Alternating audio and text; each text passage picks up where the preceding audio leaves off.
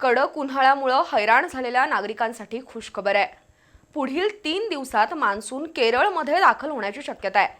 तर कर्नाटक आणि आंध्र प्रदेश मार्गे 10 जूनला मान्सूनची एंट्री महाराष्ट्रात होणार आहे। 10 जूनला मुंबईसह राज्यात मोठा पाऊस होण्याचा अंदाज आहे। त्याचप्रमाणे पुढील आठवडाभर कोल्हापूरसह पश्चिम महाराष्ट्रात ढगाळ वातावरण राहील आणि अधूनमधून पावसाच्या सरी कोसळतील असाही अंदाज हवामान खात्याने वर्तवलाय।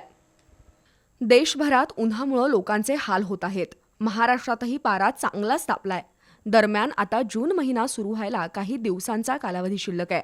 त्यामुळे राज्यात मान्सून नेमका कधी येणार असा प्रश्न विचारला जातोय।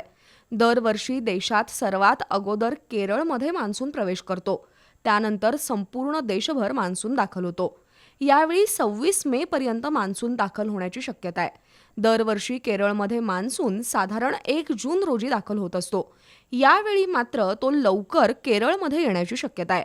केरळमध्ये दाखल झाल्यानंतर मान्सून कर्नाटक, आंध्र प्रदेश, महाराष्ट्र अशा राज्यात प्रवेश करतो। यंदा 10 जून पर्यंत महाराष्ट्रात मान्सून दाखल होण्याची शक्यता आहे। त्यावेळी मुंबईत मोठा पाऊस होण्याची शक्यता आहे। 10 जून रोजी महाराष्ट्रात आल्यानंतर येत्या 15 जून रोजी मान्सून मध्य प्रदेश, गुजरातमध्ये पोहोचणार आहे। त्यानंतर राजस्थानमध्ये 25 जून ते 5 जुलैपर्यंत मान्सून पोहोचू शकतो। त्यामुळे शेतकऱ्यांनी पेरणी करण्याआधी अगोदर हवामानाचा अंदाज घेऊनच शेतात पेरणी करावी अशी सूचना दिली आहे।